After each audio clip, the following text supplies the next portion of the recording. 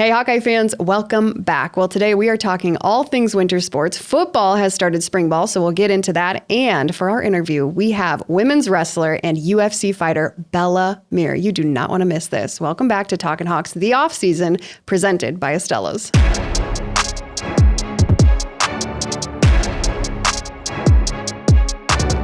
Well, Matt, I am so excited that Estella's is our presenting sponsor of the off-season.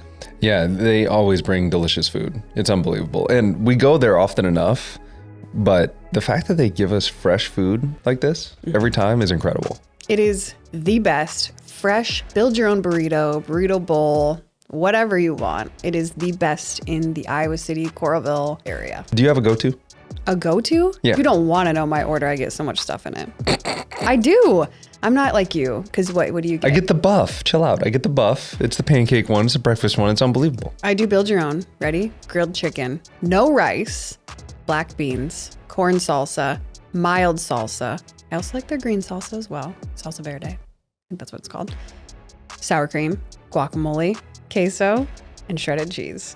Yeah, that's a burrito. You fill it up. It's so good. Estella's, the best. Yeah, really excited that they were able to pair with us. So if you are looking for locally owned, fresh food made with love, check out Estella's today. Hello, Matt.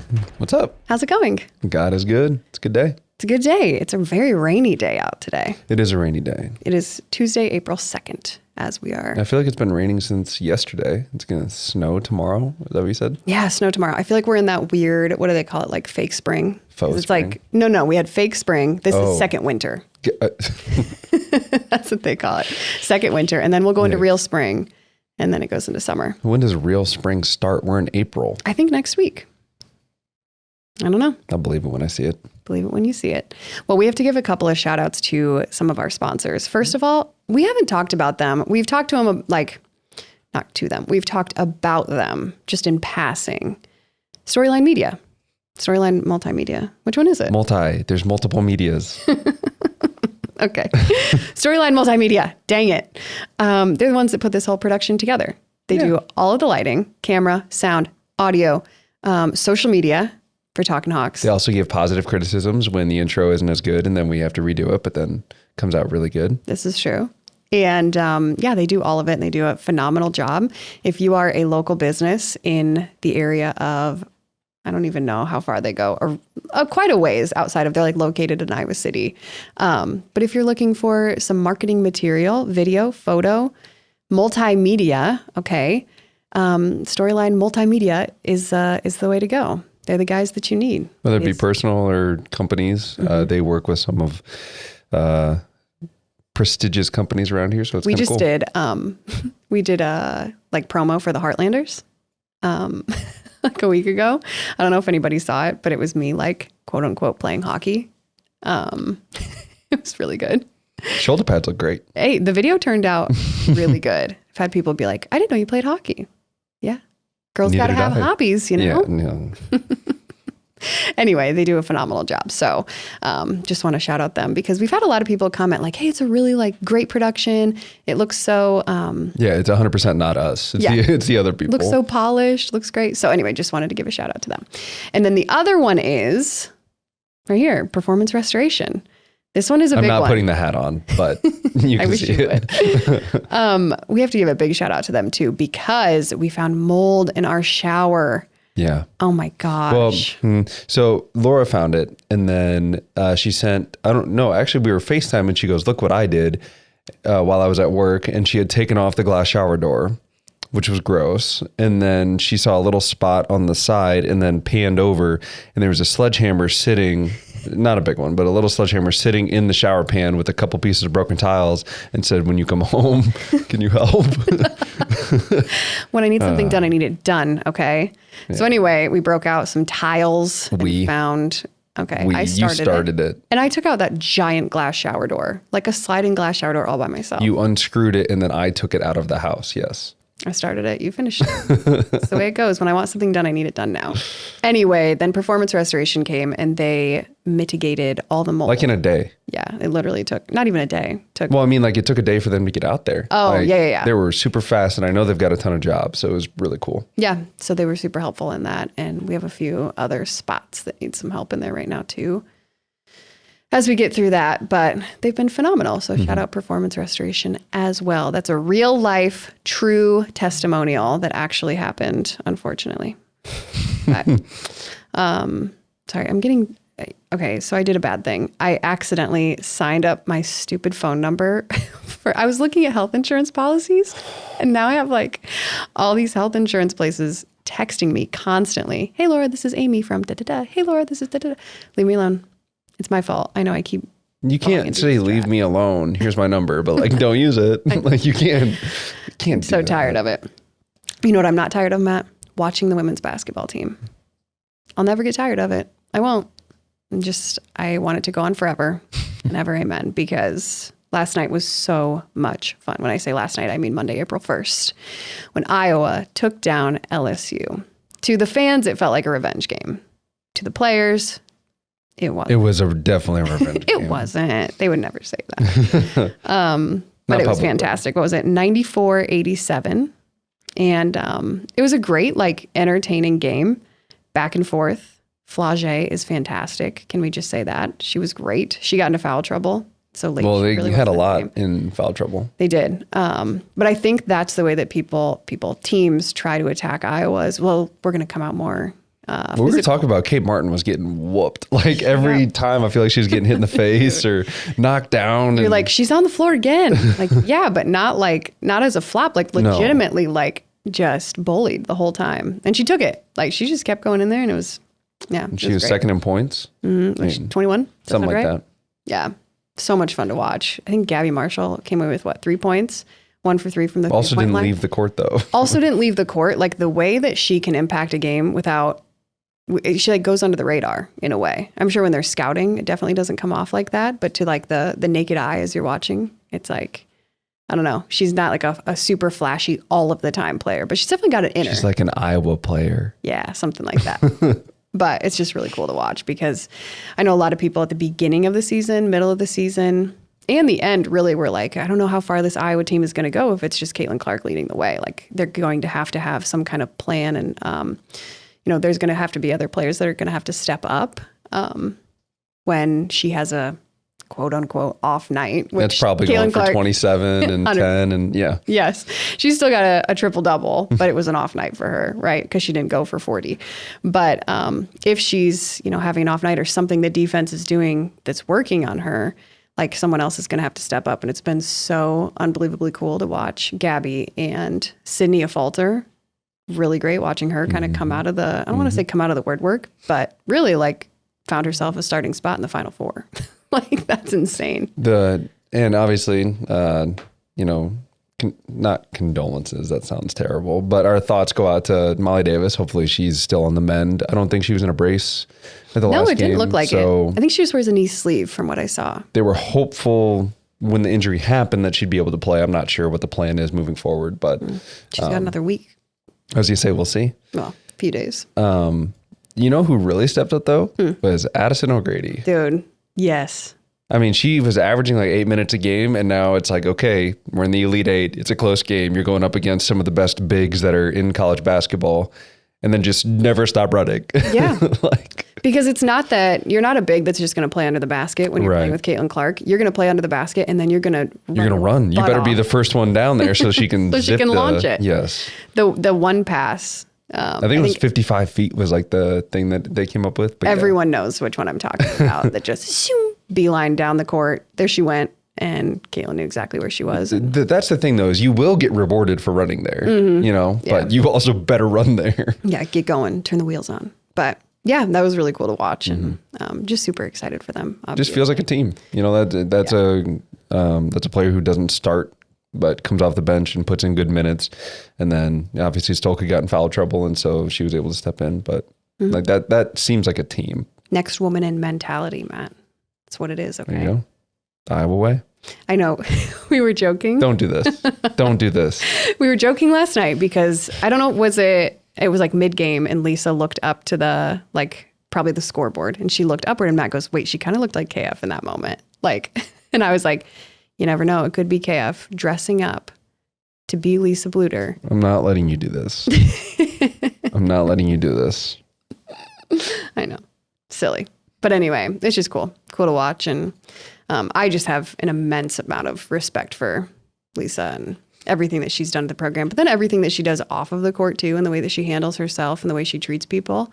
Been fortunate enough to see that firsthand. I think I've talked about this before, but she is definitely, there are very few people in this world that I view as like role models or somebody that I can genuinely look up to and be like, wow, yeah, you know, like that's somebody that, you know, I can genuinely respect for the way that they live their life.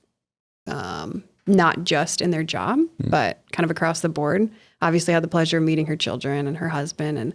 And you worked with her daughter, right? Yeah. A little bit. With Hannah, yeah. And they're all just fantastic people, like all around, all across the board. So it's just really cool to see, obviously, her have a huge amount of success. So. Right. Anyway, that's cool to watch. Final Four. Actually, that'll be happening the day that this episode comes out. So that'll be tonight. Wow. If you're listening to this on Friday. Very morning. cool. But okay. Oh, you know what? They're taking on UConn. Did you know? You didn't read the Washington Post giant article on Caitlin, did you? The Washington Post? I hope I'm getting that right. I did. It was very long. And actually, UConn never came to watch Gene. Is that his name? I can't think of his last name. Their head Gene coach. Ariyama? Yeah, he never came to watch Caitlin play. And she always thought, I'm going to go to UConn. That was like her dream, which what little girl didn't have that dream when, you know, they are still. It was Maya Moore and incredible. Yeah, they had some really good players. And so, yeah, she was like, yeah, they never came. And I mean, it's not like Caitlin to hold a grudge or anything like that, at least that we've seen. She's never really put that out to the media or anything that I've ever come across. But it'll be interesting to see, like, Caitlin's revenge games. You don't want to be on the other side of that. And I was watching I was watching a press conference of what's his last name? The UConn head coach. Ariyama. Ariyama or Ariyama? I should know this, but it's whatever. I guess I shouldn't pay attention to UConn basketball. But he was saying, he's like, yeah, Caitlin had a fantastic night. And, you know, I don't need her going for 50 against us on Friday. So I never said that Paige Beckers is the best player in the country. I didn't say that. I don't want her to catch wind of that because we don't need a Caitlin revenge game against us. I was like, that's so true. But other winter sports, Drake Ayala, runner-up at the NCAAs. That was cool to watch. He'll be back next year. So I'll be excited to see what he does. It's really interesting seeing like the growth of somebody like that because he got to, I think, really 125. We went from Thomas Gilman to Spencer Lee, right? And then Spencer Lee to Drake Ayala. And I think everybody was kind of waiting for Ayala to go. Like sometimes Spencer wouldn't wrestle. And so Ayala would wrestle. And then he'd be like, you know, he's not quite there. Then he was injured last year, I'm pretty sure. He was injured, but like the growth from the first couple of years, I mean, that's pretty cool to be in a pipeline of 125. Yeah, he was a pretty, that was an exciting recruit to get. People were pretty excited about that. So it is cool to see him reap the benefits of what he's gone through in the last few years. Cause I'm sure it hasn't been an easy career for him. Oh, for sure. Anytime you're behind Spencer Lee, you're probably just waiting for your opportunity, you know? Yeah. So congratulations, runner up at NCAAs. We'll get the title next year. And then let's see, what else? Baseball's obviously playing right now. We should get a baseball player on here. You're just going to shake your head and look at me. Yeah, I thought you were going to go somewhere with that. Dead and you eyes. didn't, so. That's it. I was just saying we should get a baseball player. Okay. Should have had another spurt of caffeine before you got out here. know. Yeah, right. I'm leading this conversation. Softball. You're the host. They're I'm also the playing. Softball's also playing right now out of Bob Pearl. Not right now at this exact moment, but we're in the season. 'Tis the season. We actually went to a softball game last season. That was super fun. I was very Dax pregnant. sat He loved it. for an inning, I think. They played UNI. Oh, yeah. Yeah. Yeah, because you knew one of the players on the other team. Yeah, it was fun to watch. So yeah, go out and see them as well. What else? Anything else we want to touch on as far as winter sports go? The men, not in the NIT anymore. But it's kind of interesting how transfer portal just changes so many things. Dude, There are a couple guys in the transfer portal now at Iowa, men's basketball. So we got we'll kind of see where Patrick they. and Tony Perkins, I believe, is transferring as well. So we'll kind of see what happens based on that. Yeah. But it was really cool to have Owen on the podcast. Yeah, Owen was great. Really excited. If you haven't seen that podcast, that was our last month. Really cool. Yeah, Owen Freeman. I put on my Twitter when that episode came out, I was like, he's the kind of guy that like you do the interview and it just really feels like a conversation, which is most of our interviews. And we leave and we're like, that was really cool. But he's the guy that you leave and you're like, we should really have him over for dinner sometime. Like just like a genuinely nice guy. For sure. Super down to earth. And it was just a really good conversation. So like Matt said, we had him on last month for one of our off-season episodes. So go check that out if you haven't already. Along with the podcast stuff, I don't know if people are watching noticed. You have to lift your thing up a little bit. Look at that. Talkin Hawks shirt. Merch. You see that? Did you zoom in on that, James? I don't know if you can. Can you? Is that a post? Okay. Yeah, he's going to zoom in on it. There it is. Sorry. And then on the back, do you want to turn around? No. Show everybody your butt. No, I'm not doing that. This isn't that kind of show. Okay, the back has cool stuff on it too. Back says Talkin Hawks quite a bit. But yeah, it'd be really cool. Not entirely sure if we're going to like drop merch or something, but if that's something you guys would be interested in, I'd like to know. Yeah, drop a comment. You want a Talkin Hawks t-shirt? Maybe we'll do some giveaways. I don't know. It'd be really cool. Maybe we'll wait till season and see how that turns out. But anyway, so football is in spring ball right now, as you call it. Tell me a little bit about that. What does that even look like? What does it mean? What does it lead up to? Usually, didn't it lead up to the Des Moines like spring practice? That was in the middle. That was in the middle of it. Okay. And then Kids Day. Or not Kids Day, that's but it's like a spring practice at Kinnick. Yes. That's right. It's fun and it's a grind. Like it's fun because you haven't been in the pads for a while. You've just been pushing weight. You've been doing some 7-on-7 like skills and drills type stuff. And so you're waiting to get out there and compete again. But like you look at that script and it says 148 for the minutes and you're like, it's going to be like, we're going to be out there for a while. Mm-hmm. Which as a young player, I think it's better as a young player because your body isn't as beaten up, but like that's your opportunity to show like what you can do because the older guys are going to continue to go. They're going to get reps, but it's more of like a Devo spot. And Coach Ferentz will talk about it all the time. And I'm sure I've said this on Devo developmental. Okay. So it's like the new guys that come in, we call them the Devo guys, but yeah, the guys that are in the process of developing, which KF also has a saying, the hay's never in the barn. So like we're always developing. We're never at the final spot, but the guys that are going to make the biggest jump are those first year guys. And usually it's with strength. So they just went through, like I was allergic to the weight room in high school. And so like that first year of like an actual strength program and like, this is what it is. I mean, that kind of growth happens almost immediately because you're eating right. You're getting enough calories. Your weightlifting program is different. So like you'll see that jump, but then those guys get on the field and then finally get to see how that strength translates. So that's the really cool part about spring ball. Now, if you're in your like 5th or 6th year, you're like, you're going to be out there for a while. Cause in season, you're like 120 minutes, you're game planning stuff, but spring ball is all straight up Iowa versus Iowa. Mm. So, they always say that a lot of guys in like bowl prep and at the bowl game, like you tend to see some guys kind of come out of the woodwork or some guys maybe that haven't gotten the looks throughout the season. They kind of start to have a moment to show off. Is that even more exaggerated as you're going into spring ball? It's an opportunity for someone to show off. For sure. And I think probably even more so now with the transfer portal. Mm-hmm. I mean, you got guys, a lot of shifting parts. Yeah. And one of the really cool things, I will say this about spring ball that's really cool, is you get a lot of ones versus ones or twos versus twos. So it's like, okay, now this is the time where I'm going to go up against Desmond King on a consistent basis or Greg Maben on a consistent basis. So like I get to really test my skills. Whereas in season, you might get 5 or 6 reps against those guys, but like now you're going to get multiple play sets. Or like, Ben Neiman was outside because he was a Leo at the time. And like, okay, I'm going to get him or I'm going to have to block Josie Jewell or I'm going to have to block, Bo Bauer. Like I get to go against those top guys on our team. And that part is cool because, scout team is fine. And like your game planning and stuff like that's cool. But like as a true competitor, you want to go up against the best. So knowing that like, I guess Cooper's gone, but knowing you get to go up against like Jamari Harris, like go up against those guys, That would be fun as a receiver. Mm-hmm. Did you see Quinn Schulte mic'd up? Yeah, he was talkative here, but like it's so funny when you get guys in their element because it's so different. I think it's hilarious. But I mean, that's just the way it is. I love the mic'd up stuff. Jay Higgins needs to be mic'd up every practice. Have they done his yet? I don't know, but like he was talking, he's like, I was wondering why you were so nice to me today. Like little stuff like that. We got to get him back on the podcast. You know what I was thinking? We should get him back on the podcast and have him bring his dad. Do we have a fourth microphone that we could get him on? Yes, we do. That would be incredible.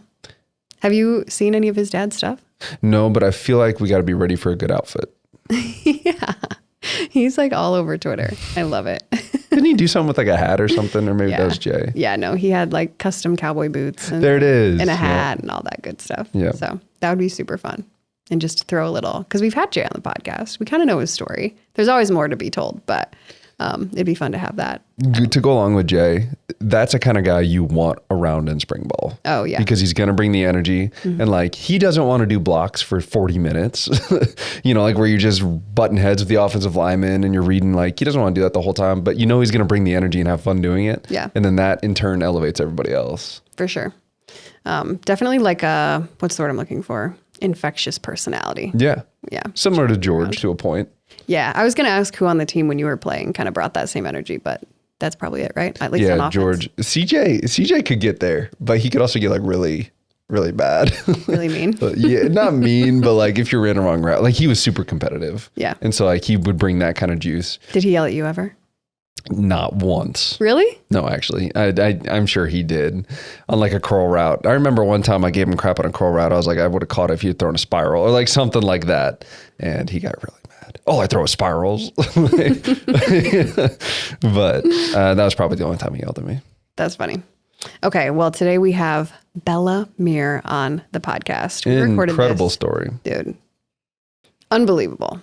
It was like every time we asked a question, I was surprised by the answer. And Yeah. like she's just Like breaking people's noses, but like family members, and like that's just the way it is. Like this is definitely an interview that I walked out and I called my mom immediately and I was like, you have to listen to this when it comes out, because we were both just like blown away at every single turn. It was so good. Yeah. Yeah. Hospitals exist for a reason. Yes. She did say that. That was her dad's thing. So good. Well, let's That's not give a little precursor. let's not give too much more away because it's just so good. Let's hop into it. We hope you enjoy and love and share this interview with Iowa women's wrestler and UFC fighter Bella Mir. Did you know that Iowa City Tire does more than tires? I mean, yeah, they've been servicing vehicles in the corridor for like 40 years. Okay, but did you know that before someone had to tell you? No. No, I didn't. Well, check out how they're doing things in a very different way at Iowa City Tire and Service. Where service actually comes first. Call 319-338-5401. Need a new roof, gutter, or siding in Eastern Iowa? Call JB Roofing, a local and reliable roofer with over 20 years of experience. They do one roof at a time, unlike others who juggle multiple projects and cut corners. They also serve a 45-mile radius around Kelowna and can help you with any insurance claims. Don't wait. Call 319-656-ROOF or visit their website, jbroofingkelowna.com, for a free estimate. JB Roofing, the small town roofer you can trust. All right, well, we are going to hop into our interview, and today we have somebody that is extremely, should I use this term?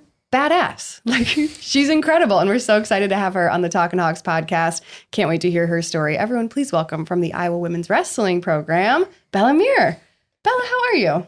I'm so good. Thank you for having me on. Yeah. Podcast. Yeah. Absolutely. We're so excited to have you we're on. really excited. There's a lot of questions I feel like we're going to get to, but Yes. we got to lay out. Normally Laura like keeps us on track, and then I think of some random things and then throw it in, and then she gets back on track. So like, it's not going to get super hard, but just make sure you're on your toes. Oh yeah, I wrestle, so I'm good. I don't know. Is that, do you want to be on your toes in wrestling, or is it kind of like flat-footed? No, you definitely want to be on your toes, on but your not toes? like so forward where you get snapped down, but Right. you want to have like your balance. Happy medium. Yeah. Understood. Okay. Well, let's just start from the very beginning. And first of all, like, I reached out to you a long time ago to get you on here because I was so excited. And then I saw you in person in the tunnel after one of the things. And I was like, should I ask her? Should I ask her in person? What if she just really doesn't want to be? And you're like, yeah, for sure. It's like, well, that was not the answer. Is it because I you were was scared? expecting. Of course I was scared. Like 100% yes. Okay, we'll just start at the very beginning. Tell us about kind of how you grew up. Obviously, let's touch on who your dad is because that's going to play into a lot of how you grew up. So go ahead and just start there. All right. Well, I'm born and raised in Las Vegas, Nevada. I didn't know anything beyond the West Side really because just grew up on the West Side. You kind of just live over there. I grew up playing like a lot of sports when I was younger. My dad my dad is Frank Mir, 2-time UFC heavyweight champ. Hopefully future Hall of Famer. But he kind of pushed me away from wrestling and combat sports for a really long time because he didn't want his kids to go through what he did. So he pushed me a lot into softball and soccer and track. And I actually played football for a long time and made varsity lineup, not varsity lineup, starting position at Gorman for the high school that I went to. And I actually got really serious into softball to the point where I was going to go commit to UCLA because they called out for scholarship over there. And it was before the junior year because, like the junior rule where you have to be a junior before you commit. Oh. No, I'm not aware. I didn't know that. Is that a softball only thing? Or No, it's like in high school now, when you commit to a sport, you have to at least be a junior. Like when you sign. Yeah, I don't Wait, like you sign as a junior? Like you Or have you're talking like as a verbal commitment? No. Like verbal commitment, I think you could be any age. Right. But you have to at least be a junior in high school to sign. officially sign. Yeah. Got it. Because I guess there's like an age limit or something. I didn't know that you could even sign before you were a senior. I guess I just didn't know that. Yeah. Never thought about it. Anyway. So I was going to go play softball at UCLA because that was my dream. I always wanted to live in California. I wanted to go D1. And it was just like my whole life was set.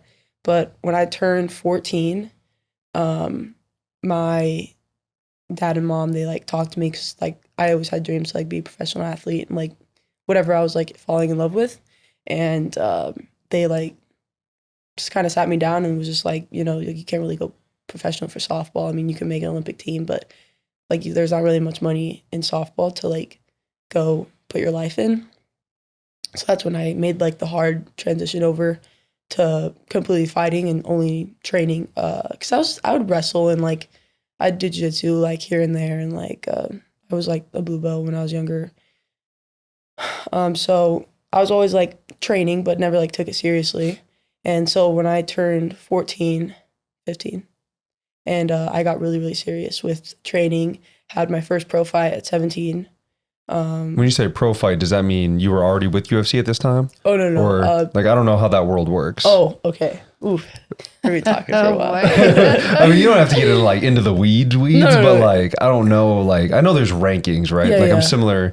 I would probably say it's probably similar to, again, my Neanderthal brain is thinking baseball, AA, AAA, then the major leagues. Yeah, so fighting's kind of MMA's kind of the same way, and where there's levels of being a professional, because you say you're a professional baseball player, but it's oh, you're in minor league, not major. So the UFC, that's the top level, that's the highest level.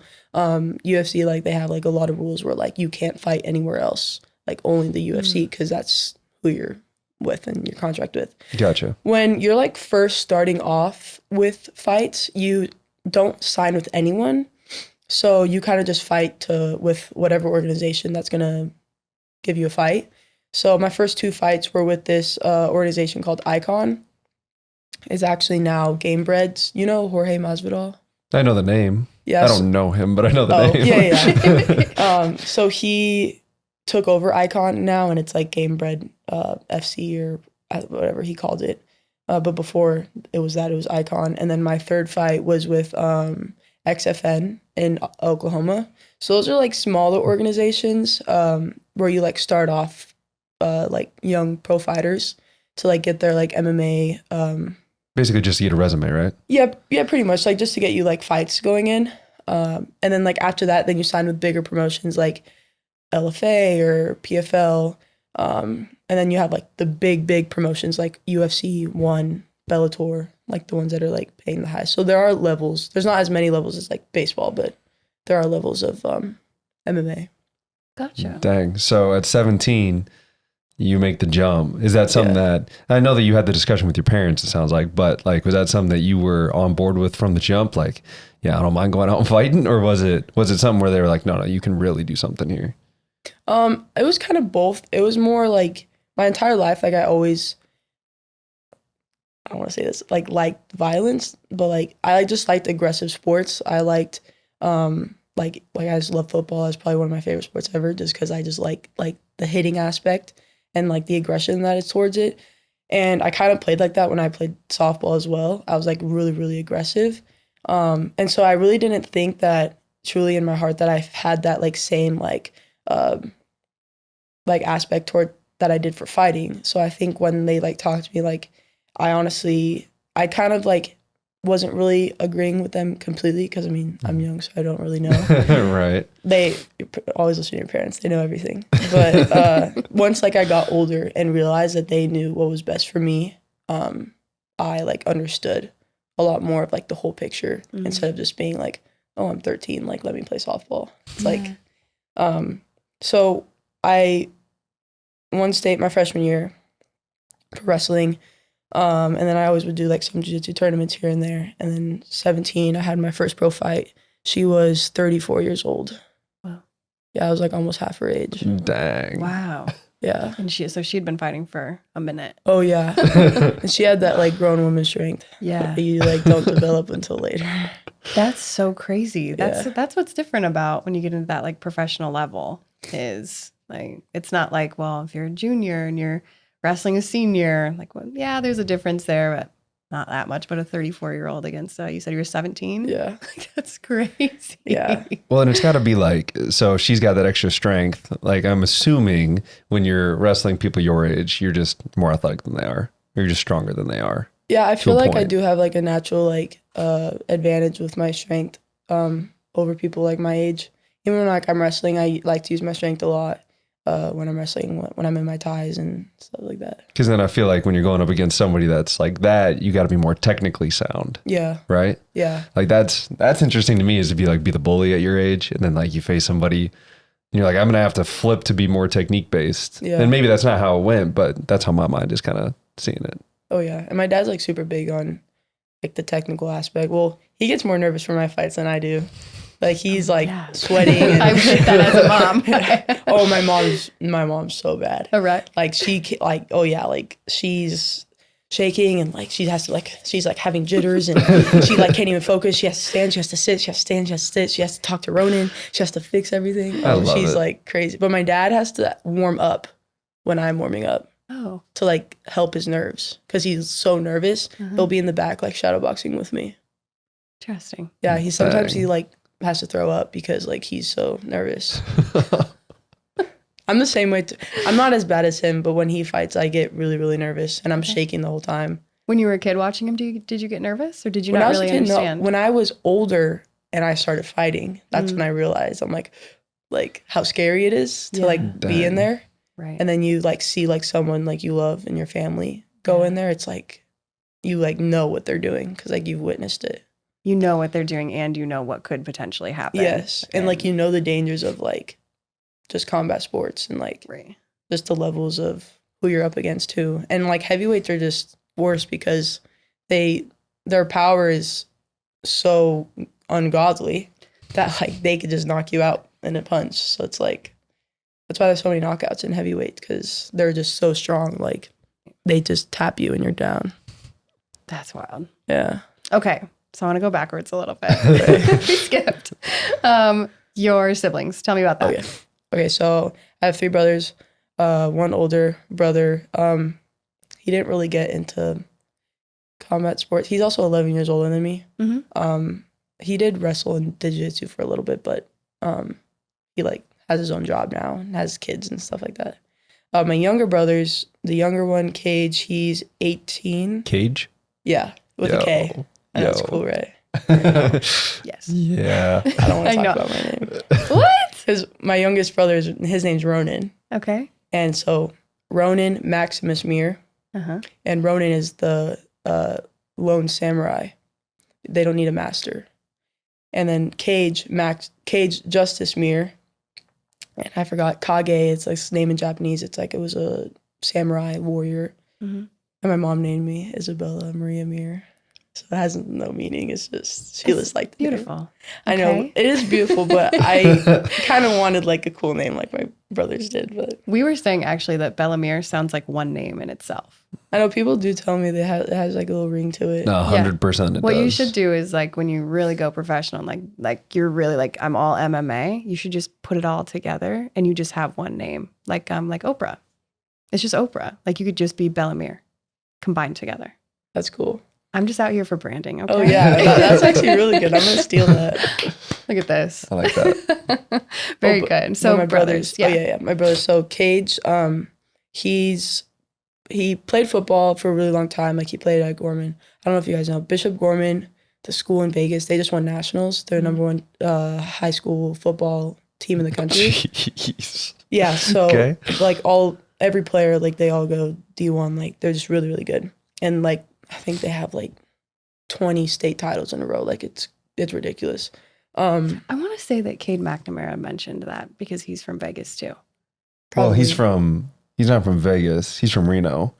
But he said I'm that sorry, he he's wanted. from Reno, yes, but he's from But the team up there, I think, is Bishop Minogue. I think they're the really, really good one. Okay, but I And- think he mentioned Gorman at one point because it's like ringing a bell. Sorry, Gorman. go ahead. Yeah, no, it's all right. And so he quit football, which I get mad at him all the time because he was really, really good. I mean, Where did he play? He was a What position? starting outside linebacker. He's I like should have known it was a linebacker. Yeah. Golly. he's 6 foot, like 220 pounds, Jeez. and he's been this size since he was like 15. He's just giant. Yeah. But he's like full committed to wrestling. He doesn't know where he wants to go yet. He's been talking to Mizzou, so I think he's gonna go there like officially. Is he a senior or a junior? He's a junior. Junior, okay. Yeah.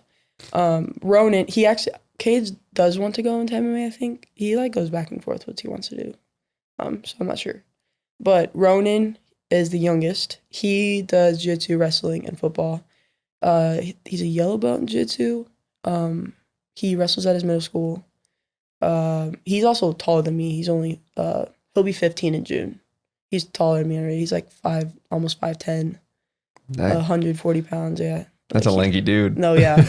My mom's like, you need to be a quarterback, but he like gets mad because like he knows like our family, like how we are as people, how we're like aggressive and like want to hit people, and he thinks that's like the pretty boy spot. So he's like, oh, I don't want to play quarterback. I want to play DB and hit people.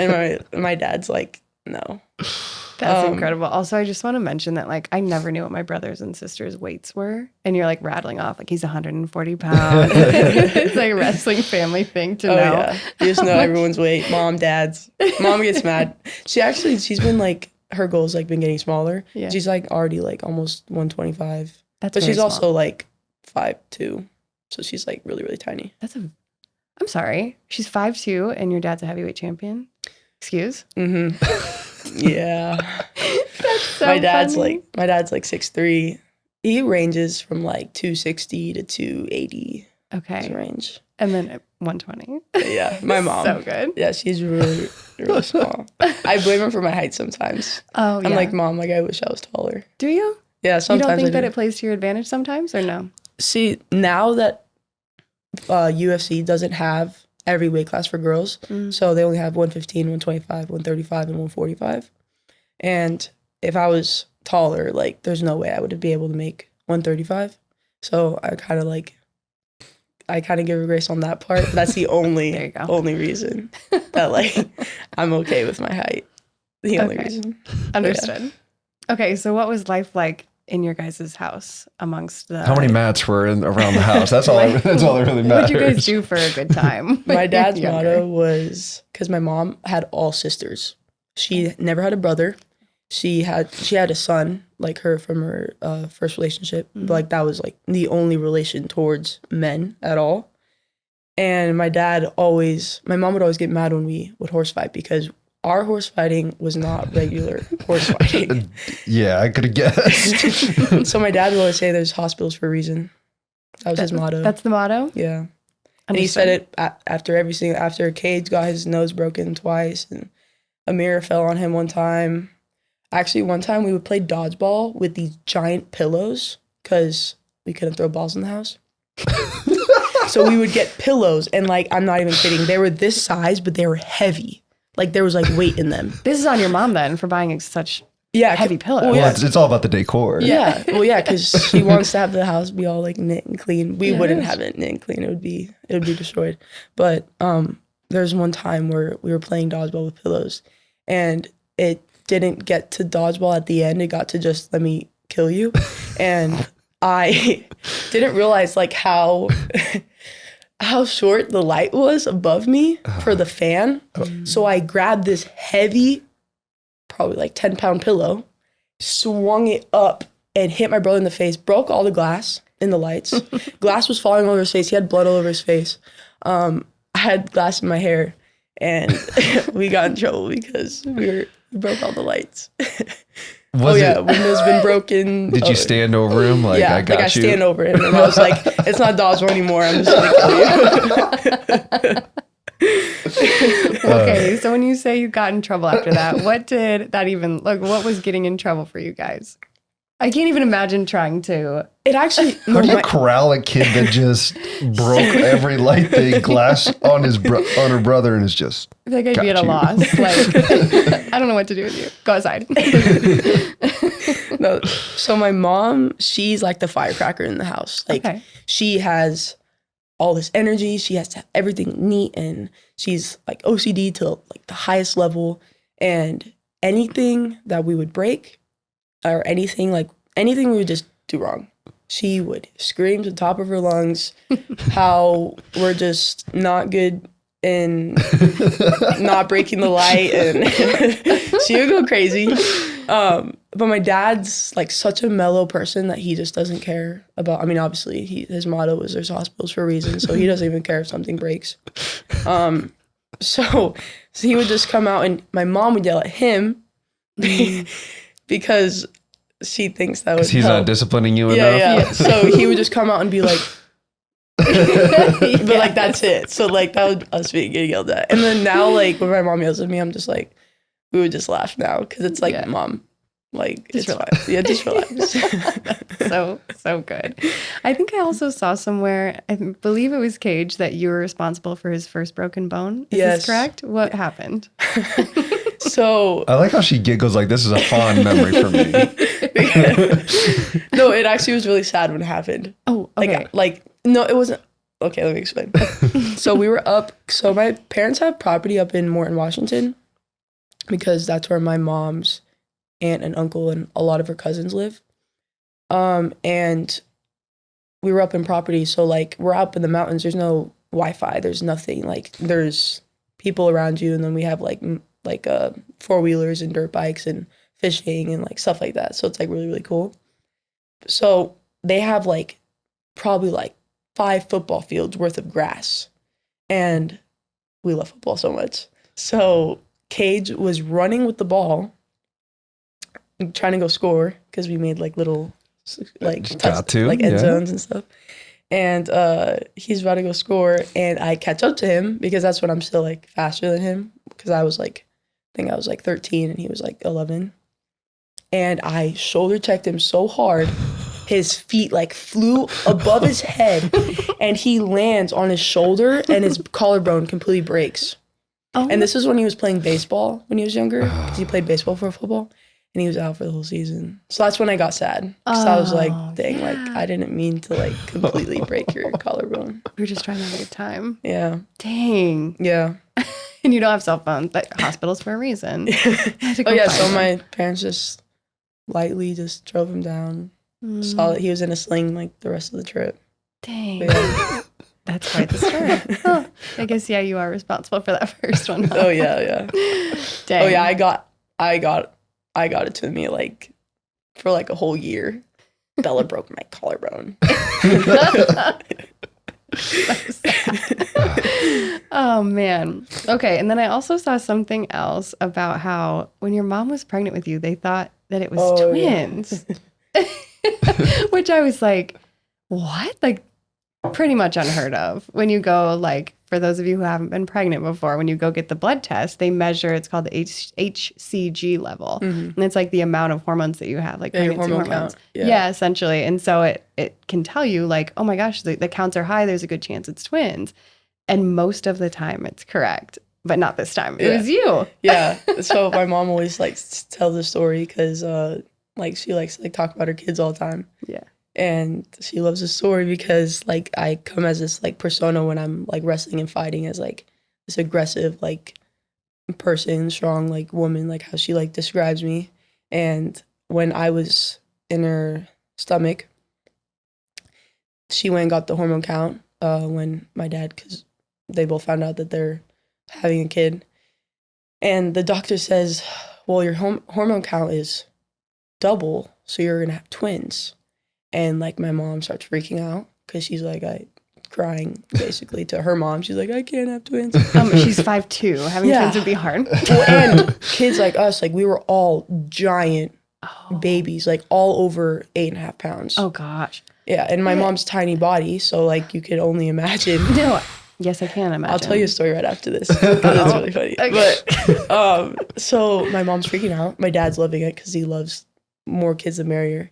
And they came in like later. I don't know how like the timeline, but then the doctor told her like, oh no, you're just having one. So then my mom's like, I just had a Bella. So it's like she loves that story. But yeah, so my hormone count was double since I was literally in the womb. That's insane. That's wild. Since the very beginning. You're always just literally very beginning. just a little extra. Yeah. So good. Okay, what was the story you were going to tell after that? So, I just forgot it. Something about you guys all being Oh, over 8 yes, pounds. yes. So my mom had my older brother naturally because he was like, I think he was like 6 pounds. Okay. But once like her and my dad had kids, my dad was like a 9-pound baby. I mean, obviously he's like a giant. And they had me, and my head got stuck in the canal because my head was so big for her body that the pressure on my skull would have created some like birth defects. Yeah. But like they eventually like got me through because like the doctor was like, she can't be in here any longer, like you have to push. So literally since that moment, my mom had to have C-sections after that no matter what because she didn't want to take the risk, and her babies are just so giant that like she literally couldn't push them out. And my brothers were bigger than me, so like there would have been no way. Oh my goodness. That's wild. And the youngest brother, he was the biggest. I think I was 8'4". Cage was 8'6". I think Ronan was 8'9". Again, knowing the weights. Yeah. Yes. We have to know every detail because in my house, everything's competitive. So like then my brothers have that over me. So then when they weighed more as babies. Even though when I go home, it's like so funny. When I go home, my Cage is obviously like, he's obviously bigger than me, but I still like wrestle him and like prove to him that I can still beat you up. But the youngest brother, I'm gone for like so long because I'm here in Iowa, so I'll be gone for like semesters at a time, and I'll come back and he like trains all the time, and he always is trying to test me. And he's like, I'm heavier than you now. I'm like, slowly roll, you're only 20 pounds lighter than me. I still got you. And we always wrestle, and I always have to beat him up to like show him that I'm still above you. And it is like that with our house, with literally everything. Like if we're running to the car, who puts their seatbelt on first? When we're eating, who eats first? Like literally everything. I love this. Like my house is just, it's competitive no matter what. And it could be about, we argue about football all the time. Like who's the best quarterback? And I always say Tom Brady, and Cage wants to say Michael Vick. And I'm like, then we start fighting. And we don't fight normally. Like, well, me and my brother Cage, our last really, really bad fight. Are you talking physical fight or are you talking? No, physical fight. Like we fought so bad. We were at my aunt's house and I was 15. He was 13, I think. And it got really, really bad because I told him that my calves are bigger than his and he has really small calves. And we literally, I think a plate broke. I shoved him into the cupboards. He was like pushing my face and my nose started bleeding because we were punching each other so hard. Like we don't like, we fight, like we're kneeing and like elbowing each other and like Like sometimes we'll headbutt because like we're just so aggressive that like we just want to hurt you in every way possible. So yeah, like we just like that's just how we fight. Yeah. And that's just how we play too. When we play, we punch each other.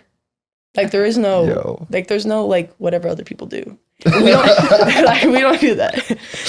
And like even like we don't slap, pinch, bite. Like we don't do any of the cheating. I'm going straight for like we're straight like punching each other.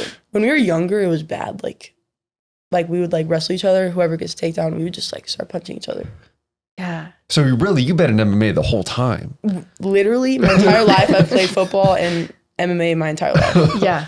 Literally. At home, at practice, it didn't matter. No, didn't matter. What was your position in football? Did you say that? I played running back and linebacker. The two most physical positions outside of linemen. Yeah. Were you were the starting running back? Mm-hmm. That's incredible. And you enjoyed that. Oh yeah. I loved every minute of it. That's so wild. Oh my gosh. That's crazy. Okay, so we get to the point where we decide like softball isn't the gig. Also, what was your position in softball? Shortstop and catcher.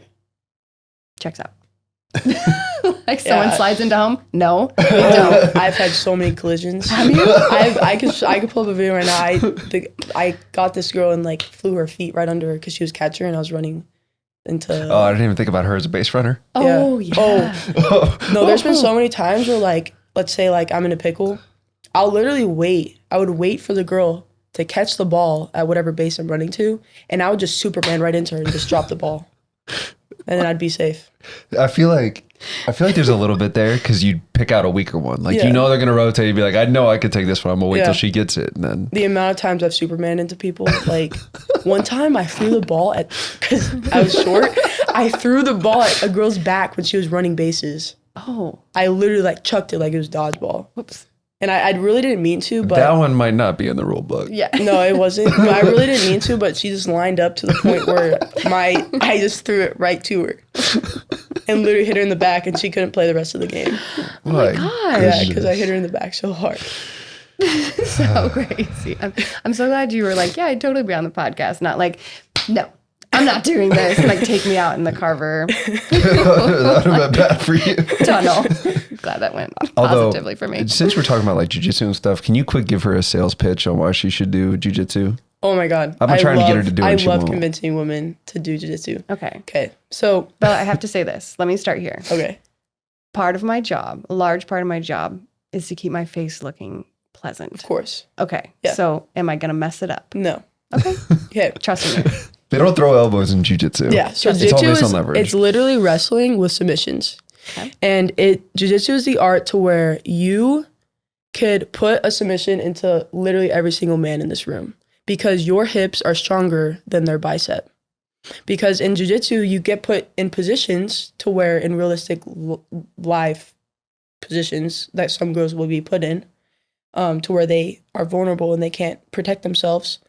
In jiu-jitsu, you literally are in those positions every single time you train and you learn how to break a man's arm when he is in your guard. And because like girls will be like, I want to protect myself, let me do boxing. When a man is they get you to the ground, it's over. Yeah. When a man, explain to me, well, I live in Vegas, so this happens all the time. Explain to me when a man has ever went up to a girl and tried kidnapping her and starts punching her. Like never. Or just, he grabs up, he grabs her, picks her up, and takes her. So that's why jiu-jitsu is the best for women because it's all up close. Like when you're defending yourself, it's all from men mostly. And it's up close. And it's everything on the ground. Like, and I just love jiu-jitsu so much because let's say like I'm going against like someone bigger than me. And even if they take me down, I'll still choke you out because I just know how to like protect myself no matter where I'm at. If I'm on my back, if you have my back, I'm able to escape. Like that's why I love jiu-jitsu for women and kids because no matter the size or the age difference that they're going against, it doesn't matter. Wow, you convinced me. You've done it. Oh, also about the face. Don't do gi. Gi's unrealistic either way. For those of you listening, I think we talked about it before. Gi is just a uniform. Yeah, it's like a kimono. So it's like to people that don't really know jiu-jitsu, I explain it like as a little robe. Yeah, like a little robe that you put on, but it's like super, super rough. It's like almost like jean material with a belt around you and you wear the pants. I don't do gi, well, because my sport, you don't wear a gi. Right. But the gi is what will ruin your face because it's like, imagine like rubbing your face on like hard jean. Like that will like, and give you like rashes. But no gi, that's why you wear rash guards. You won't get your face messed up. Odds of me walking out of training with a black eye. Nope. No. Also, rash guards are essentially like long sleeve. Yeah, like it's material. like a dry fit, long sleeve, like super tight to your body material, so you don't get like skin rashes on your body. Gotcha. But yeah, there's no hitting in jiu-jitsu, so like there's going to be no strikes to your face at all. Gotcha. I'm trying to think anything else. Yeah, jiu-jitsu is like I never really get my face beat up in jiu-jitsu. Okay. I only know a little bit about MMA stuff. I did taekwondo for a long time. Oh, that's cool. And did a little bit with hapkido, a little bit with jiu-jitsu, just based on where we were at. But taekwondo was like my main thing, but I know that jiu-jitsu is really good. And so I've been trying to get her to do that since we've been together. She hasn't gone to a single class. Okay. I've been like pregnant or like we have. I mean, I don't, yeah. Obviously when you're pregnant, like don't. Not a good choice. Train. Yeah, don't train. But the one gym that I will go to in the off season, Citadel, BJJ. Okay. Where's it in at? the area? Yeah, it's crap. I don't know Iowa that well yet. I mean, is it Iowa City area? Yeah, it's Iowa City. Okay. Yeah. I'm not going where you're going. What if I get partnered with you, Bella? No. She's gonna know how to roll with you first of all. Yeah. I whenever I go with then it gets competitive and I'm dead. No. I'm not like you're not her brother. No, you're not my brother. Yeah. I'm really only like I guess scary when I'm like with my brothers. Okay. Cause like when I'm with like, cause there's girls all the time at that gym that will like moms that just literally train for protection or to stay fit or whatever. Sure. Like they don't take it seriously at all. They're not competing. Yeah. So like when I roll with them, like I never like go hard. Cause like I know that they have a job and they have to go do things after this. Like this is just a fun thing for them to do. So like I never like hurt them or anything. But yeah, so when you go to jiu-jitsu gyms, always go with people that are higher level because when you go with people that are lower level, they don't know what they're doing. That's when you could get hurt. But like if you're going with someone that has been rolling and doing that their whole life, that they know their body weight so well that if you do something like dumb, that they're knowing what you're doing, so like they protect the whole situation. Okay, understood. I'm convinced. Oh yeah, well done. People. Thank you. I needed this. Me and my dad convince like so many girls all the time because my dad like he loves that jiu-jitsu is so good for women. Do they have kids at that gym too? Yeah. So kids like so jiu-jitsu gyms run like for classes. So like there'll be like a kids class and then like there'll be adults class and sometimes like depending on like how advanced the gym is, they'll have like a beginner class, a women's class, just depending on how many they have enrolled in that yeah, kind of thing. how many people, Like back home in Vegas, they have classes for literally everybody. Women, kids, beginners, advanced, everyone combined, like yeah. Cool. We got to get my son into something. I started taekwondo when I was like 6 or 7 and I was with the adults at the time, but there's like little ninja classes for like 3 and 4 year olds. Yeah. And Dax is turning 3 coming up this year or in a couple months. He totally has like violent tendencies. He does? Oh yeah, Why he don't you can put him go. in wrestling? Yeah. Well, he's Wait, 2.5. how old is he? He's 2.5. Jiu-jitsu, the youngest age is 3. Okay. So That's I mean, most things. Dax yeah. could roll. Dax could roll. But he's can advanced, but relax. But yeah, I feel like that would be a good outlet. All right. Yeah, I'll look whenever into it. like you want to like try it, just like text me and I'll go.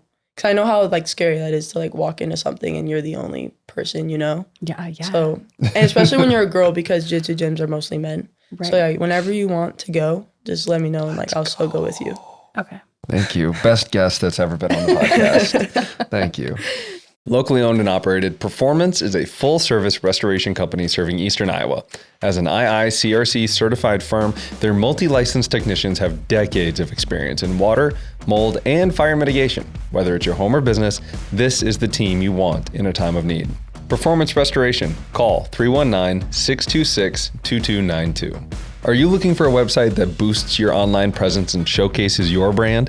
Look no further than Digital Boost, locally owned and operated website company that delivers high-quality websites at affordable prices. Whether you need a simple landing page, a full-fledged e-commerce site, or custom-tailored marketing solutions, Digital Boost has you covered. Contact them today and get a free quote by emailing Curtis at digitalboostia.com. Digital Boost, the website company that gives you a boost. Rest easy when you have the Bugman's top-rated defense protecting your home and business, providing maintenance and prevention treatments for any problem. Call today for a free quote, 563-554-BUGS. You'll also receive a 15% discount off your first treatment if you mention the podcast. Bugman Pest Control, proudly serving the Hawkeye State since 2008. The Appliance Barn offers a wide range of high-quality appliances at unbeatable prices. Whether you're in the market for a new refrigerator, dishwasher, or washing machine, they've got you covered. They also have a delivery and setup department to ensure your appliances get delivered and installed quickly. To find out more, visit appliancebarn.com. Looking to update your home with a remodel, new addition, or new build? Contact MJC Carpentry, a local and reliable contractor with over 10 years of experience based in North Liberty, Iowa. MJC Carpentry's highest priority is crafting a perfectly tailored home. Visit their website, www.micahjconstruction.com, to learn more. And for a free estimate and consultation, don't hesitate to call 319-461-4786. So good. Okay, so your preference, what do you like best? Wrestling, jiu-jitsu, MMA? That's hard. What's your most fun, I guess? Most fun? If I had to do like a sport like year round, nothing else. It would probably have to be. And I don't mean this to be like a knock on something that you're not choosing, by the way. Yeah. This is just like ultimatum, like you said, year round, can't choose anything else. I don't know. I think I'm just gonna have to do MMA just because it has everything. I was gonna say, you've got so many different facets. Yeah. And like MMA, when you're having fights, like you'll be in a 4 to 6 week camp and then you get time off and then you have a fight coming up, 4 to 6 week camp, time off. But wrestling, jiu-jitsu, it's not like that. Like you're in the gym year round, because you got nationals this week and then you got regionals this week and then you got USA events like trials and the open, like, so you're just nonstop training. And like, let's say you make a world team, now you got worlds in a few months. So it's like there's like literally no end to wrestling, like being year round, unless like you just say like, oh, I don't want to compete this tournament or whatever. Sure. But MMA, like, you get to control who you fight. You get to control when you fight. You get to control like the entire scenario. Wrestling, you get put in a bracket and you have the 10 best girls in the world and go wrestle. So it's like, that's why wrestling is so much harder. Sure. That makes sense. You did make the world's team. Yeah? Yeah, I made the junior world team last year.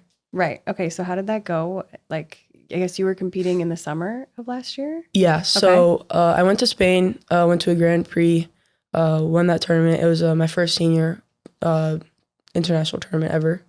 And then I had Worlds the month after in August. So I got 5th. I lost in the bronze medal match against Russia, I think. And it was like probably one of the worst tournaments of my life because I got really, really bad food poisoning and I didn't eat for like 3 days. This like torture? No, it was really torture. I was sweating every single time. I couldn't sleep. Like the entire like tournament, I probably slept like a total of 3 hours. Well, you probably got jet lag coming over because this is international, right? Yeah, I was in Jordan. Oh my gosh. Do you know what made you sick? So we think the hotel, because the entire like American team got sick. Chun had the same thing I did. Isn't that interesting how that seems to happen? Yeah, no, I kind of got a little sus about it. I was like, But no, Chun was really bad too, like as bad as me. Like literally before. So she traveled with you? Yeah. Okay. It was her and me, and then the entire the USA team with us. We think it was the food at the hotel. They would just reheat it and put it back out, and it would just sit out for hours, and they wouldn't change. But it just like made me mad because like they were like, oh, don't drink the water, and I was doing so good with like not brushing my teeth with water. I would go get water bottles and that were sealed, and then brush my teeth with it. It was so bad before. So you had to like qualify for a medal rounds to like get a medal. So the match to put me into the bronze medal match, I get done. Didn't even warm up for any of my matches because I was so dead. I had to conserve all my energy for my matches. I went to the hospital. I had to get hospitalized, and they were about to pump my stomach, but we told them like not to, and I had to get I don't know how many cc's of IV it was. I think it was like 1,000 of cc's that I had to get because I was losing so much liquid in my body. I was so light, and I would still have runny stools like weeks after Worlds. Like it carried on with me. And I like literally before my bronze medal match, I'm in the bathroom with a trash can in front of me. And then going out and then I clean compete. myself up and then go wrestle. Like it was, my gosh, it was the worst tournament of my life. Like in so many ways. In so many ways. Unbelievable. That's one of those things that you don't really think about too. Like I'm sure the hospital like setting, was that different than it was here, and that being kind of scary too? It was because I think everything was free. Like I don't think they have, maybe we paid for something. I'm not sure. I had to get put in an ambulance. Oh my gosh. Yeah. Me and Chun were riding in the ambulance. Yeah, it was really, really Was she bad. sick too? She was really, really sick. Yeah. Oh my goodness. And she's already we literally, her and I were talking, and we were going to decide if we wanted to pull out of the match because like I like literally was on my deathbed, and I just didn't. I told her, I said, I just want to try and just like keep wrestling. Unbelievable. Yeah, it was. I feel like if you can get through that, you can do anything. you can do just about anything you want. Literally, Coach Chun said the same thing. She's like, now that we witnessed that, we could do anything. Oh my goodness. Did your parents travel with you or no? Mm-mm. Oh my, so were you like trying to keep them updated on what was going on? I was or trying, but like, I just didn't want to be like on my phone because I was just dying. You're like literally trying to live. Like shaking, like just like constantly shaking. This like, is horrible. Yeah, like I was still competing. It's still competing, and at Worlds, like yeah, like it wasn't like some like just tournament. Yeah, like, this I'm is like one of your I bigger have no goals. choice. Like I have to do this. Yeah. So it's like, wow. It was just, yeah. Okay. So I get so sad. I'm like, I got fifth, so I always like, it affected me so much after that because when you place and you were that affected the entire time, I'm like, damn, like what could have been? What could have happened? I always have that like could have like thought in my head if like I was not sick. Yeah. And I like get so sad thinking about it, but there's nothing I can do. I have a feeling there's going to be more Worlds. Oh yeah. I have a feeling you're probably going to make the team. Just take your own food this time. Yeah. No. Pack heavy. if they say anywhere, because like even when I was like when I was in Spain, like Perfectly fine. Like I was like, so it wasn't like just international food. Yeah, yeah. And like, so. But even just to take the chance. Yeah, no, I might just bring my own food. It just sucks because you're there for a week. Oh, so there's like not, like you can't just. Right. Unless like I bring a cooler or something. And they're really strict in other countries, like what you bring. Oh, sure. I was thinking like heck of a lot of peanut butter and jelly sandwiches. Yeah. But Uncrustables are my go-to. There you go. Literally, it is. I kind of got canceled for that because I was at the OTC, the Olympic Training Center. Okay. Because when you make a team, you're like mandatory. You have to go to a camp over there. Oh. Over there, meaning at the center. Yeah. And where is that? Colorado. I should know this, but okay. Yeah. Continue. No, yeah, Colorado. So this guy was there. I don't say any names. I actually don't even know his name. He like no affiliation towards USA Wrestling. Like he's just some high school coach or I think it's just high school or something like that. He tells me as I'm like explaining, because we're at a nutrition meeting, and so we were all saying like, oh, what do you eat after weigh-ins? And I'm like, oh, like Uncrustables. Like you got bread, you got the peanut butter, the jelly, like you got sugar, you got the carbs, the protein, and like it's all there, the fats. And so You just go off. I had a giant, so for World Team Trials, to qualify for Worlds, I had a giant brace on my shoulder because I tore my labrum, and I had a floating bone in my socket that broke off my humerus. And Was it your brother? No, it was actually at practice. Oh, okay. I think I was going with Ella. So shout out to Ella Schmidt. But she actually tore my LCL too, so shout out to her with that. I know, relax. I know for sure. Hey, that's why I have to wear that big brace. So thank her for that one.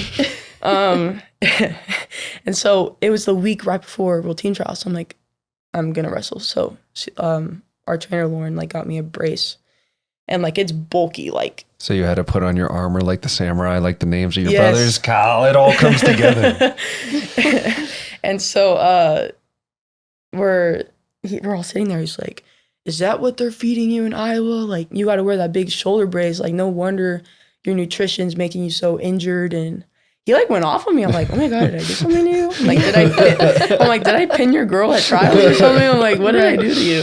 But he eventually like the like head like lady that works there, she like told him like he had to apologize. I made a joke about it. Like one of my posts when I was at the OTC, like my post about Olympic Training Center, I put like Uncrustable Gang or something like that. So I loved it. I mean, I'm used to brothers. Like they you know. They beat you up. Yeah, I mean, and we like talk crap to each other all the time. So when he said that, I was low-key kind of like laughing. I was like, it's funny. I was like, man, that's funny.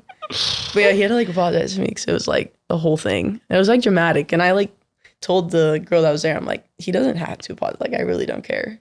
She's like, no, but it was only because it was in front of literally everybody. Oh. He was telling me this. Right. I get that.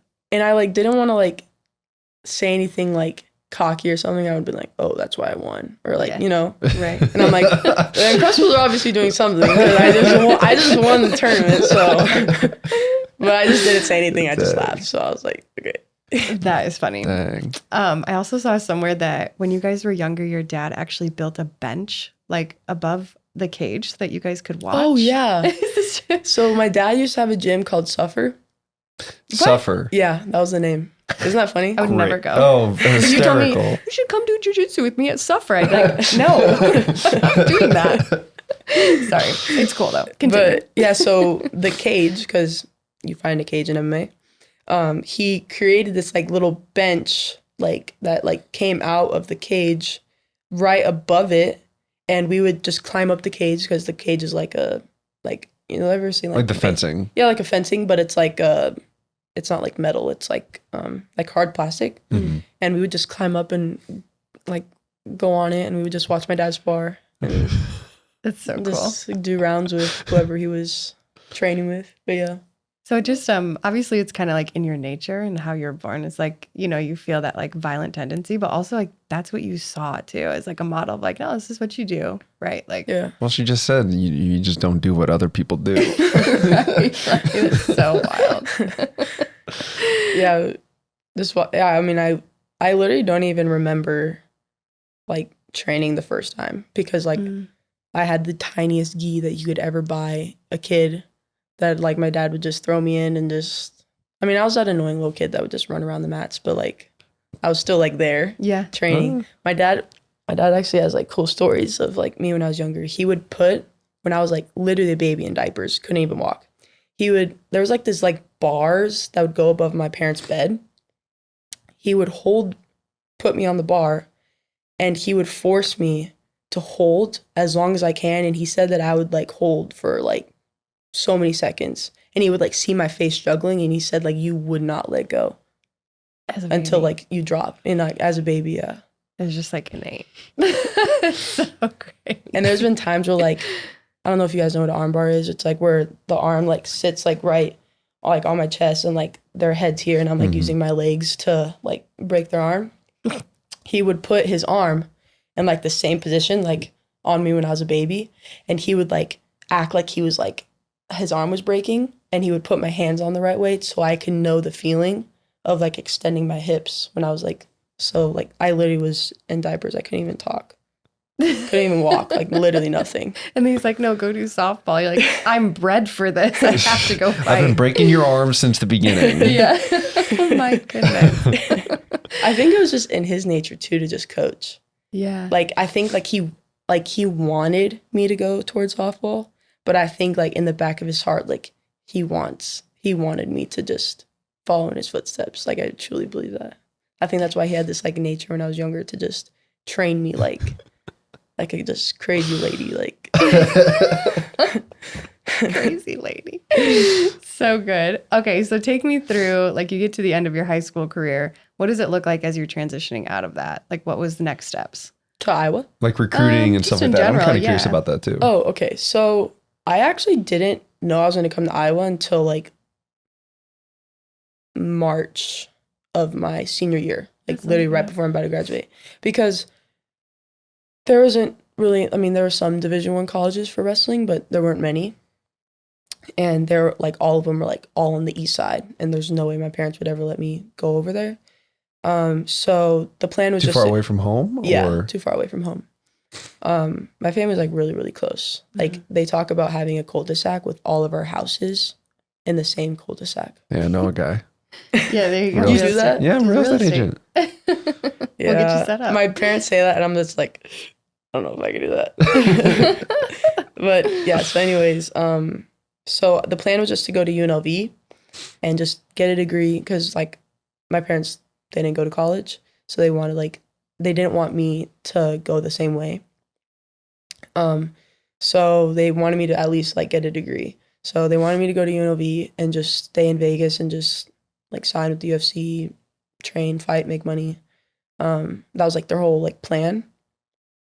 But then I went to a meeting with Dana, because Just Dana went White. to a meeting with Dana White, the guy who runs UFC. Yeah, Just, Dana just White. went to Well, a meeting. Dana and my dad, they've known each other since before I was born. So like, That's just wild to just say though. Like In the grand scheme. yeah, to like the I call him the Uncle normal Dana. people. Nice. Jeez. Okay. Uncle Dana. So I went and had a meeting with him. I don't know why. I think it was to talk about some tournament I won. I'm not sure. But I was there and we were talking, and he kept asking me like, "Oh, are you gonna go to Iowa? Are you gonna go wrestle over there?" And I was like, "No, like I'm just gonna fight and just keep fighting and just, go to UNLV." He was like, "What?" He was the one that pushed going to Iowa. He's like, no, I'm calling Daniel Cormier right now. Like, you're going to Iowa. So he texts Daniel Cormier during the meeting, and then Daniel calls and he's like, "I know, Chun, like, we're going to send her over to Iowa." Like, no, she's going to Iowa. So, because my parents, they like just wanted me to just like fight and make money and like be established at a younger age, so I don't have to like Struggle through. struggle like when I'm older and I'm on my own.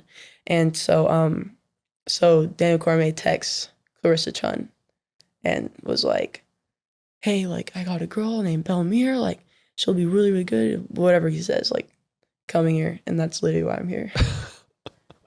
That's unbelievable. Yeah. I mean, Wow. obviously, along with that, you have the resume to back it up. It's not just like, oh, it's just a Yes. word from a friend. Right. But, It's like, not like you just knew the right person. yeah, he's also going to show up and dominate. They did help. Wow. Coming here though, like Chun and Mayab and Tanya, they have made my wrestling like night and day. Really? Like the day I got there to like trials and like how I won trials, that tournament. So the tournament I won to go to Worlds, the year before that I got 6th, and then the year before that I got 4th. And so like when you're like wrestling the best girls in the country, like, I mean, it's the hardest tournament at U20s, like 20 and under. So when I won it, like, it was just like so shocking to me because the year before, like, I didn't even think about getting top 3. And so just like going here and like working with the best girls in the world, in my opinion, and I have the best teammates and I have the best coaches, like, they are the reason why, like, I won that. Like, I don't take any credit. Like, even after, like, they had the interview after when I won it, like, I gave all the credit to them because, like, I truly believe that my coaches and my teammates are the real reason why, like, my wrestling is so much better. That's so cool. Clarissa Chun, I feel like, is one of my favorite people too. Because when you talk to her, sweetest woman alive. Yeah. She's like tiny, Yes. adorable, wears like a skirt to like you guys' latest. Yeah. It was the It's our duel. Yeah, the Iowa duels or whatever. And she had like the yellow skirt, and I was like, you would never guess that this woman would just completely take you out. Like one of the best in the world. She literally beats all of us up in the practice room. There's not a single person that could take her down. Unbelievable. And it's just she's so unassuming. Oh, like, yeah. You just like if you saw her, because she's like not even 5 foot. Right. So you just think I'm like, oh, let me just kick you. It's like, no,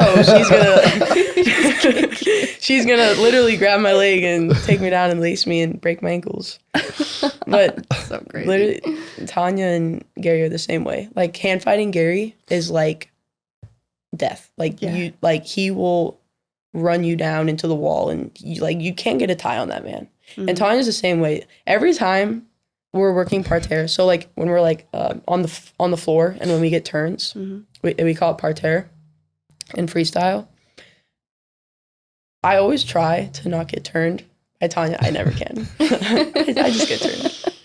I try to every time. Yeah.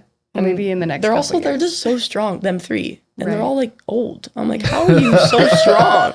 I hope they're not listening. I mean, they're all like 40 plus. So I'm like, how are you guys like stronger than me? Yeah. Oh, that's so funny. So yeah, like you're always like getting put in check in that room. Yeah. So you get to Iowa and you guys have that first, I believe it was a quad duel. Yeah. It was the first one in Carver. What was that experience like? Obviously you had the experience at the Soldier Salute in Extreme Arena. Yeah. But actually to be in Carver, to have all those Hawkeye fans there, like what was that experience like for you? Well, the first quad duel, I tore my LCL. So I wasn't able to. You were in wrestling? No, but the duel that you were there. Yeah. I wrestled that one. Got it. So that would have been what I'm thinking of. I wrestled that one. Shout out to Ella. Ella Schmidt. But yeah, so I wrestled the one in January. Yep. Yeah. Oh my gosh, that was like such a surreal experience. Like just the fans. I mean, the fans make everything so much better. Yeah. And just walking out of the tunnel and hearing my song, like, come on, it was I wasn't able to be there. So what was the song? It was by Snoop Dogg and Dr. Dre. Wait, I forgot the name. It means a lot to you. It really was only because of the meaning. Hold on, wait, I have to look it up now. It was just because of the meaning, because like I had such like a long break off the mat because of my injuries. Mm-hmm. So like the song wait. Find it here. I'm finding it. Oh, it's Still Dre. Still Dre. Featuring Snoop Dogg, yeah. Okay. And in the song, like it just talks about like guess who's back, and like I walked out, and it was just so cool. That's awesome. Because I wanted to do Eminem when he's like guess who's back. Yeah, guess who's back, Slim Shady. But like so many people do that song. I'm like, I want to do something different. Yeah. Good choice. But yeah. I like it. But the Extreme Arena experience was like crazier because it was basically a us versus life duel at Extreme, because there was 4 life girls in the finals, and this is Life University. Yeah. Okay. And we all of us, like I think we had a girl at every weight in the final at Extreme. And the life girls beat our 30, 36, and 43. And the last one was my weight. And I'm wrestling her, and I pinned her in the first period, and the arena was just, I couldn't even talk because it was so loud. Like everyone went crazy when I put her to her back. And that picture of me like doing this, because like I was just like trying to like take it all in, and like just like the crowd. That's pretty dope. It was like, I always like go back, like when I'm like want to like feel hyped. I always go back on that video, and I'll just scroll to that part and I'll just like listen to the crowd, and it just like, it just gives you goosebumps. It's crazy. That's so cool. When we were thinking about like Life University, Missouri Valley is another one.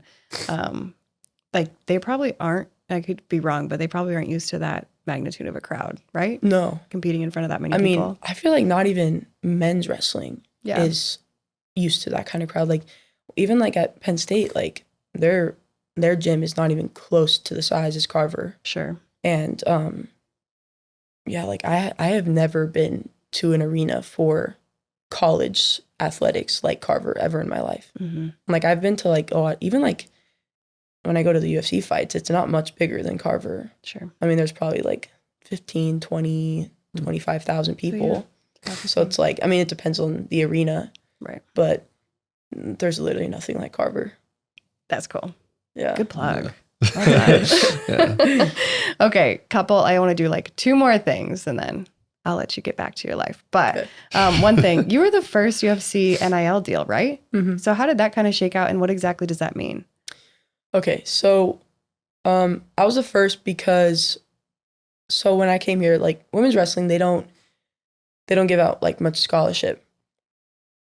And like I got like a percentage, but it wasn't enough to Cover.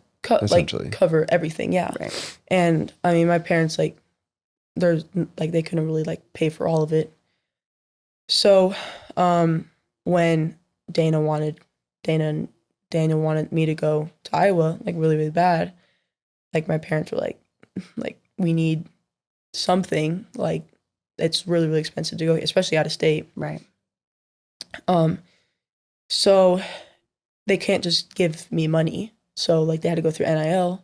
So that's like how that like whole process started, being like, okay, well, let's just have you be the first NIL athlete. So they basically just like give me a check every semester. That's so cool though. Like what a like statement, for UFC to make. Like we're gonna, not only does Iowa have obviously one of the first the first Power 5 women's wrestling team, but also we're gonna totally validate like this first woman to be like, you're a fighter, like the first NIL deal. Like that's just it's a really cool thing to see.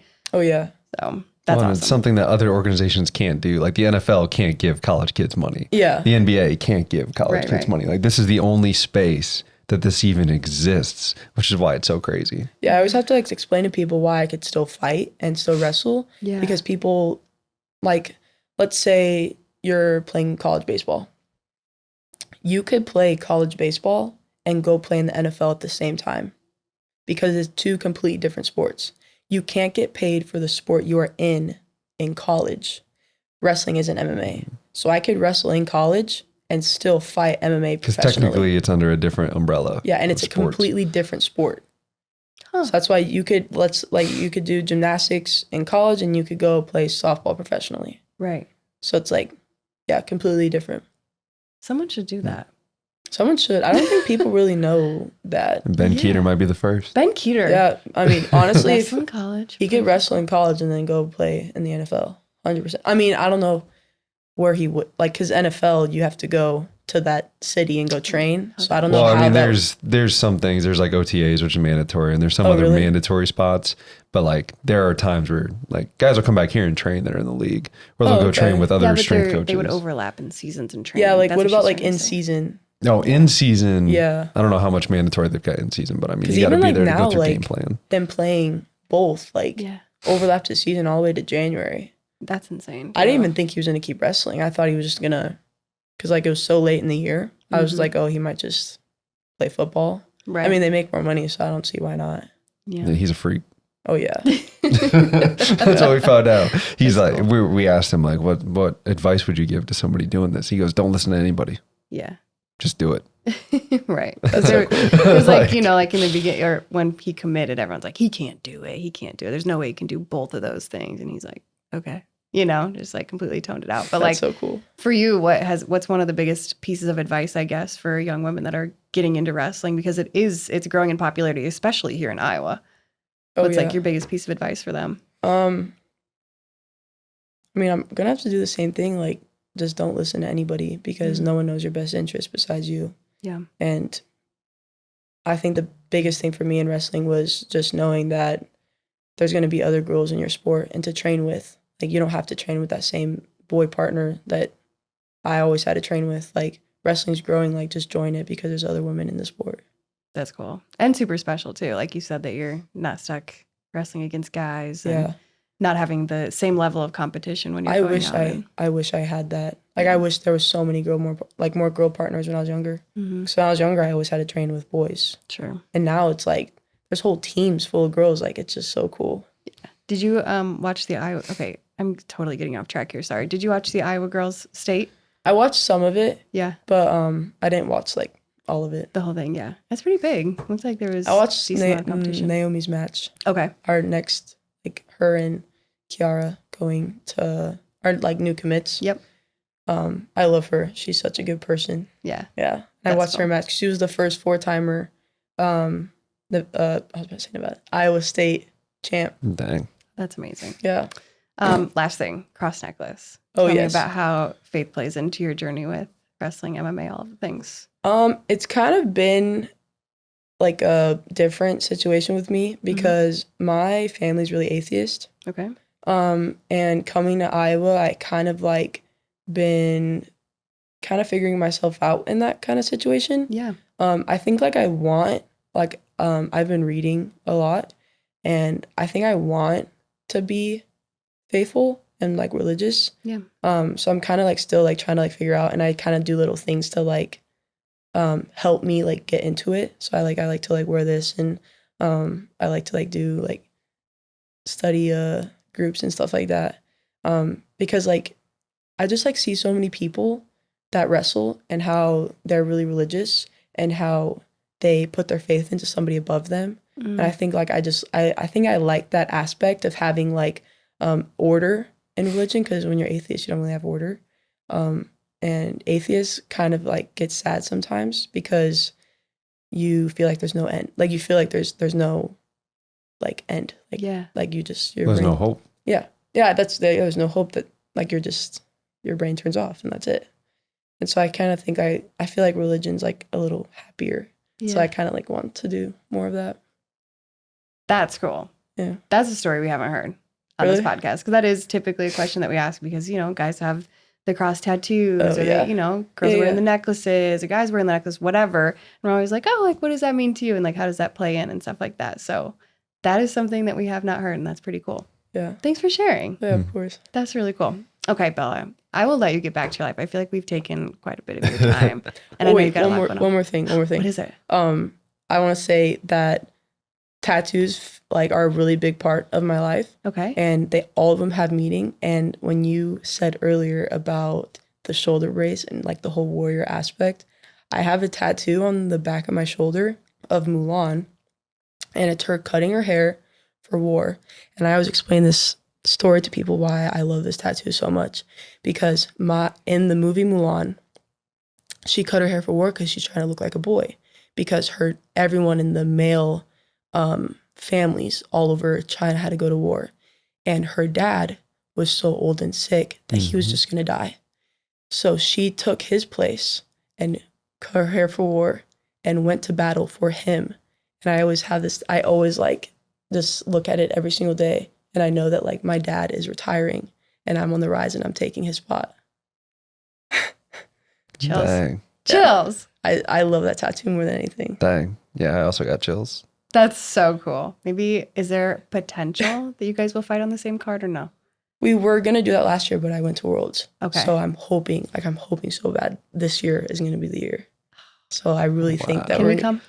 Of course. Okay. Whenever, like, I mean, I'm gonna post it all over when the date comes, but First, you got to go to jiu-jitsu class. Then yes, we'll go. you have to go to jiu-jitsu. That's a Then we'll requirement. go. Yes, you That's have the to go. stipulation. Done. Okay. Bella, oh my gosh. Thank you for sharing that last piece with us. That's really It's cool. just, I wanted to say that earlier, but then I was talking about something else. But yeah. That's wild. That's okay. Yeah. So good. We could go on for another couple of hours, to be completely honest. So we're going to have you back maybe next year, right before wrestling season starts or something like that. And Oh, we yeah. can just Yeah, this was continue this awesome. Yeah, conversation. I'll update you what happens in the summer. So good. Or maybe I'll see Hey, you guys just don't in the wrestle summer. Ella anymore, okay? Yeah. Ella, you're fired. Ella, You're you're wrestling fired. Bella. That's it. All right. Well, Bella, thank you so much. We wish you the thank best you. of luck in whatever comes next for you in terms of the summer and fighting and just all of the things. And again, just appreciate your time. Oh, thank you. Well, we hope you loved this episode just as much as we did. And if you did, please comment, like, subscribe. Make sure you're following us on social media. We're on Facebook, TikTok, Instagram, and Twitter. Whenever you see a post by us, we would love it if you would share it, because we want Talkin Hawks to be all over the map. Thank you guys so much for tuning in, and we will catch you next time. Go Hawks.